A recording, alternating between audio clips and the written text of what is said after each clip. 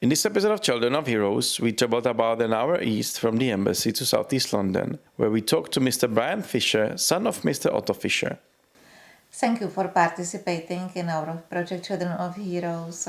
Your father served as a soldier in the United Kingdom during the Second World War. In fact, he fled from Czechoslovakia to England in 1939. Yes. How did he manage to escape? I don't know all the details, but as I understand it, he had forged papers. They were middle class, they were fairly wealthy, they had a factory which made handkerchiefs, so they were quite well off. I think they were able to pay to get forged papers. And I think en route, the train was stopped by the SS and he had to show his papers. He said he was absolutely terrified. His heart was banging away in his chest, but the papers passed, and so he came to England. He joined the army in Wales? Yes, so he was based in Wales. I don't think he did any fighting. I'm not really sure what the arrangements were, but he stayed in Wales for some years. He was a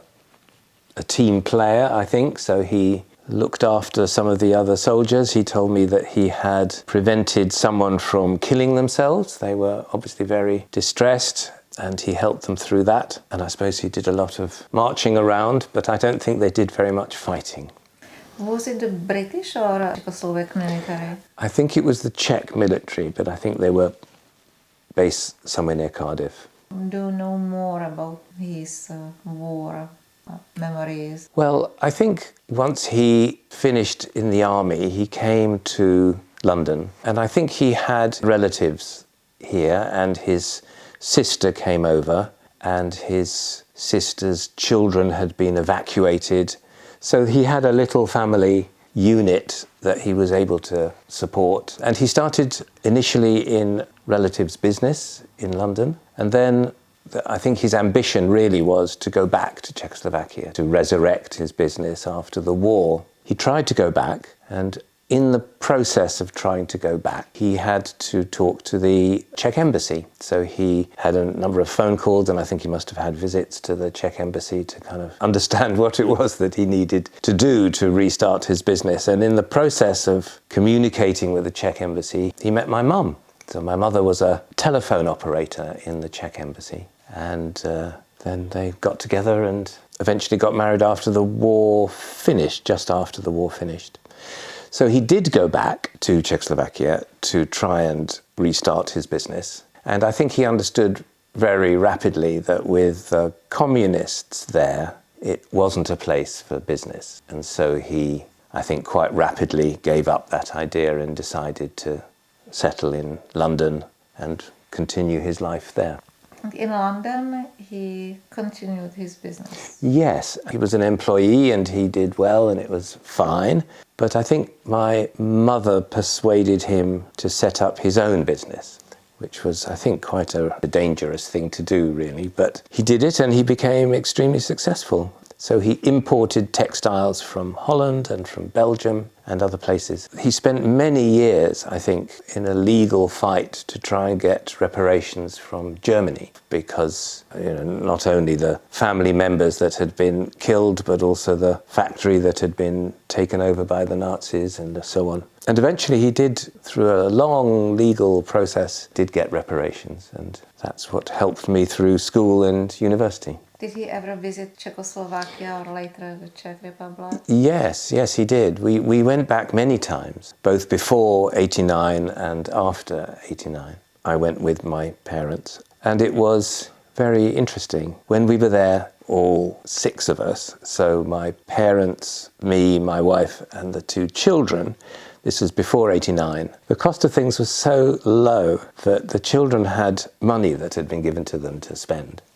And they couldn't spend it. The prices were so low that they couldn't get rid of their money. But the most important memory that I had of Czechoslovakia before 89 was that people wanted freedom. Wherever we went, on a tram, in a taxi, anywhere, people would be very unhappy. They would tell us how much they wanted freedom. And that was more important to them than really anything else. And I think it was probably quite dangerous for them to talk to us, really, foreigners. They had no idea really who we were, except my parents could speak Czech fluently. Was your mother in a concentration camp? No. So she grew up in Ostrava, which is very close to the Polish border. And the Nazis moved into Ostrava when she was still there with her mother. Her father had died some time before. And her mother said, "You have to go. It's too dangerous for you to stay."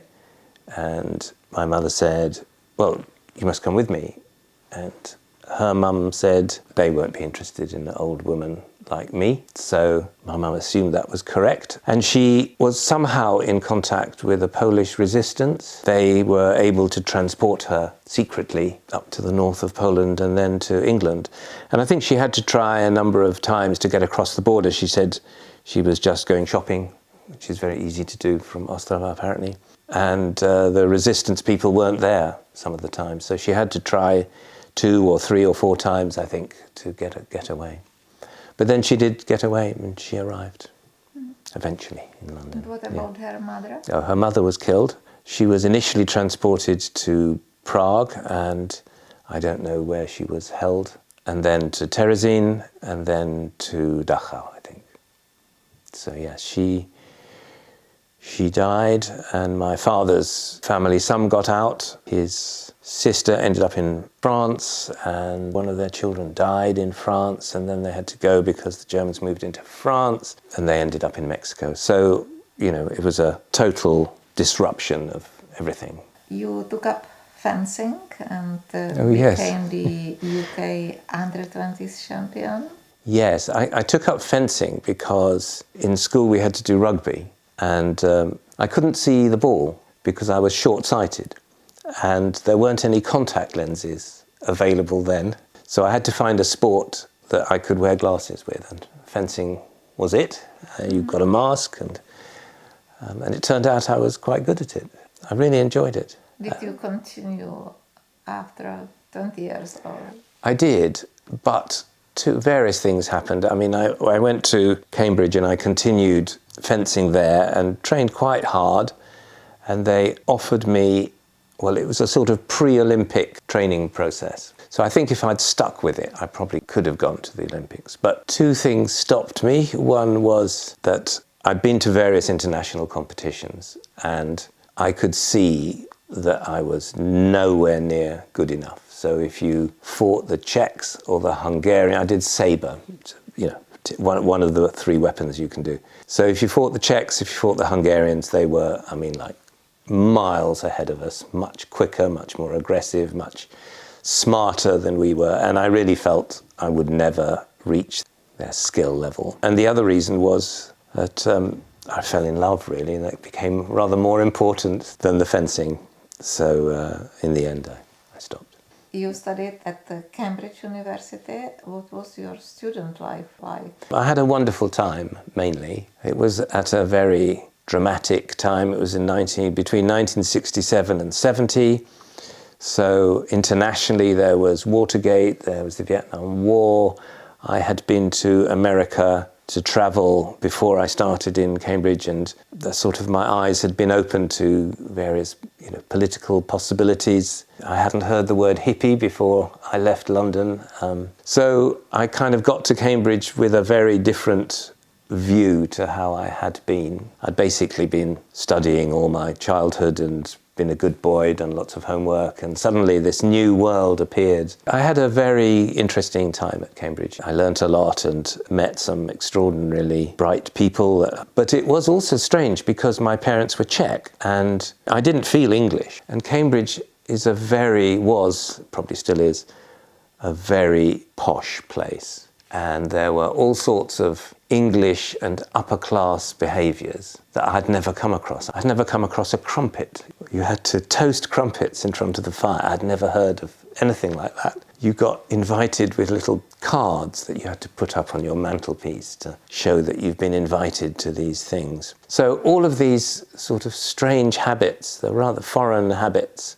And you have tea in the afternoon. We never had tea in the afternoon. I felt very un-English, more than I think I ever have since, although I never feel totally English. It was a sort of class and culture shock. You studied medicine, which was your father's dream. Did that influence your choice? I don't think so, really. I don't know.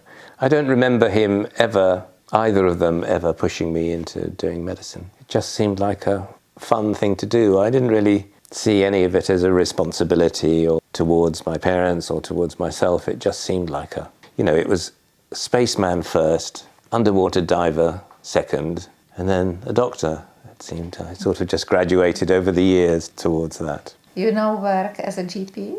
I'm retired now, but I have worked as a GP Did you like your job?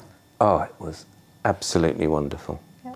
It was a total privilege to be able to see people, meet people, understand a bit about their lives. They let me into all sorts of aspects of their lives and not just their health really, all sorts of aspects. And it was very different then. So we would do lots of home visits and people didn't move around so much. So I started in a practice in Peckham in southeast London. It was extremely poor, very deprived area. But we got very involved with people. I'm still in touch with people whom I first met in 1976. I'm still in touch with them and their families. And we did home visits, so you'd get a sense really of a little bit about their family and their background and their financial pressures and the psychological pressures. And we did some very interesting things. We were able to innovate and do a few new things that was very exciting. We were able to set up whole new structures that worked differently with the community, and that's how I got my MBE, because the people with whom I worked in that community recommended me for an MBE. And I suppose the other opportunity that general practice gave me was that when my daughter was 2, she's now 44, she was ill and we took her to the local GP, and the GP gave me her paper notes while we were sitting in the waiting room so I could read them. And I thought that was an amazing idea. It never occurred to me to share the records with anybody. And so when I got back to the practice after that next day, I said, we've got to start doing this. We've got to share our records with our patients. And we did that, and we did some research into it, and it showed that it was very helpful to people. And then when the practice became electronic, we set up a company to make record sharing possible online, and I've been working in that field ever since. Now in the UK, everybody can access their records through the NHS app or other facilities, and I don't think that would have happened or wouldn't have happened so quickly if it hadn't been for the sort of work that I and my colleagues did over the years. How much do you think your Czech background has influenced your life? I'm not sure that it's the Czech background, actually. Now you ask me the question, I think it's more the foreignness of it. I don't think it's specifically Czech, but it's just as I was explaining about Cambridge. I've never felt totally English, totally British. I always remember my parents that neither of my parents lost their accent. My mother would say, if I'm in a lift with somebody, I can't get really to the second floor before somebody's asking me where I'm from. The sense of being from somewhere else, the Middle European culture that they developed with their friends and relations was very powerful for me. I remember going to Yugoslavia as a tourist. I felt very much at home in that place. There was a sort of Slavic element to it somehow that resonated with me. So I don't think so much Czech, but it was very much European and very much not quite British.